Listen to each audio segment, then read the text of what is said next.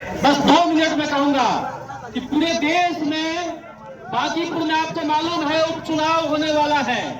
पूरे देश में जब उपचुनाव का जिक्र होता है, उपचुनाव का मतलब होता है कि जब कोई अपने सीट से इस्तीफा दे दे या उसकी मौत हो जाए, उसके बाद जो चुनाव होता है वो उपचुनाव होता है। ठीक है, बाजीपुर में उपचुनाव होने वाला है। पूरे देश के उपचुनाव के इतिहास में आप सर्च करिएगा गूगल पे, चैट जीपीटी पे, कहीं पे भी, तो उपचुनाव, ऐतिहासिक उपचुनाव कौन सा है, आप ये सर्च करिएगा कि पूरे देश का सबसे ऐतिहासिक उपचुनाव कौन सा है, तो नाम आएगा मध्य प्रदेश का जबलपुर में हुआ उपचुनाव। जबलपुर में 1974 में एक उपचुनाव हुआ था। उसमें क्या हुआ था ये मैं आपको बताता हूँ कि उस उपचुनाव में बिहार के ही एक नेता शरद यादव जी 1974 में जबलपुर, मध्य प्रदेश के जबलपुर में कांग्रेस के एक नेता की मृत्यु हो गई थी। उसके बाद उपचुनाव हुआ था और शरद यादव जी को कांग्रेस ने जेल में बंद कर दिया था। कांग्रेस की सरकार थी उस समय, कांग्रेस ने पूरा मशीनरी लगा दिया, पूरा पैसा लगा दिया, पूरा पावर लगा दिया, लेकिन जेल में रहकर शरद यादव जी ने नामांकन दाखिल किया और जेल में रहकर शरद यादव जी ने कांग्रेस को हरा दिया था उस उपचुनाव में। इसीलिए उस उपचुनाव को पूरे देश में सबसे ऐतिहासिक उपचुनाव कहा जाता है।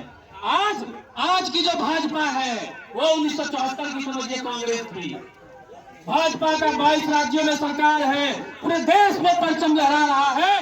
बाजीपुर के पास एक अवसर है कि जनसुराज को, प्रशांत किशोर जी को विजय बनाकर इतिहास में अपना नाम दर्ज कर ले।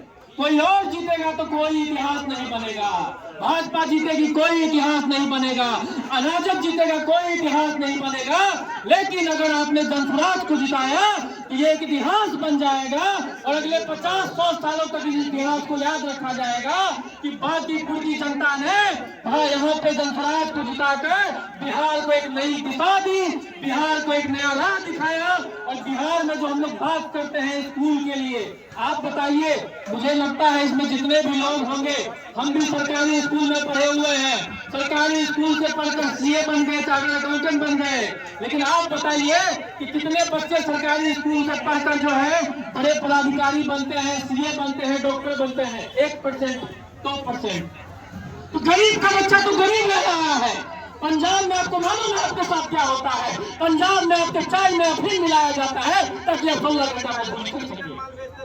आप कहीं पर मजदूरी करने जाते हैं तो चाय में अफीम मिलाया जाता है ताकि आपके बच्चे ज्यादा से ज्यादा देर तक मजदूरी कर सके। और अगर गरीब का बच्चा सरकारी स्कूल में पढ़ता है और सरकारी स्कूल में पढ़ाई नहीं होता है तो गरीब का बच्चा गरीब ही रहेगा। गरीब का बच्चा अगर पढ़ेगा नहीं तो वो भी पंजाब जाएगा मजदूरी करने, वो भी जाएगा हरियाणा मजदूरी करने। और जनसुराज यही कहती है कि सरकारी स्कूल की व्यवस्था को हम ठीक करेंगे। जनसुराज क्या कहती है कि सरकारी अस्पताल की व्यवस्था को ठीक करेंगे। ये बताइए, कोई बीमार हो जाए, कोई मर जाए, किसी का एक्सीडेंट हो जाए तो आपको जमीन बेचना पड़ेगा, गहना बेचना पड़ेगा। अच्छा, आपके घर में कोई बीमार हो जाए और उस समय जमीन, अगर 1 लाख का जमीन बेचने जाइएगा तो लोग 200,000 नहीं देगा। मजबूरी का फायदा उठाता है, सबको मालूम है, पूरा जमीन बिक जाएगा लेकिन सही इलाज नहीं हो पाएगा। जनसुराज कहती है कि सरकारी अस्पताल की व्यवस्था को ठीक करेंगे। तो आपका सहयोग मांगने आए हैं, आपका समर्थन मांगने आए हैं, नेता बनने नहीं आए हैं। नेता तभी बनेंगे जब बिहार, अगर नेता बनके भी क्या कर लेंगे? बिहार के नेता क्या करते हैं? नेता बनकर ट्रांसपोर्ट को ठीक करते हैं, इसका ट्रांसपोर्ट करा दिया तो पैसा कमा लिया, बालू माफिया को संरक्षण देते हैं, दारू माफिया को संरक्षण देते हैं। नेता उस राज्य का हम लोगों को बनना है जो राज्य विकसित हो। दिल्ली में आपके बच्चों को मारा जा रहा है, पांडव को गोली मार दिया दिल्ली में, पांडव नाम के एक युवा को गोली मार दिया गया क्योंकि वो बिहारी था। उसने कहा मैं बिहारी हूं, उसको गोली मार दिया। इसी तरह से रामप्रसाद यादव जी ने सुसाइड कर लिया, आत्महत्या कर लिया, क्योंकि उसको कहा जाता था कि तुम बिहारियों की क्या औकात है? हमारे हरियाणा में एक भैंस की कीमत है 1,30,000 और बिहार की महिलाएं हरियाणा में 80,000 है। तो हमें दलील किया जा रहा है। और यहाँ पे हम लोग जो है बिहार में, हम लोग यादव है, ब्राह्मण है, मुस्लिम है, कुशवाहा है, कोई है, अलग अलग जातियों में बटे हैं, लेकिन जाके आप जाइए और दिल्ली में कहिए कि हम बिहारी ब्राह्मण है तब भी मारेगा, और दिल्ली मुंबई में कहिए हम बिहारी यादव है तब भी मारेगा, और दिल्ली मुंबई में कहिए हम बिहारी राजपूत है तब भी मारेगा, बिहारी मुस्लिम है तब भी मारेगा। मतलब दिल्ली मुंबई पंजाब में हम लोग बिहारी हो जाते हैं, वो हमें बिहारी समझता है, ये नहीं समझता है कि ये यादव है, ये ब्राह्मण है, ये मुस्लिम है, या फिर ये राजपूत है या कुशवाहा है।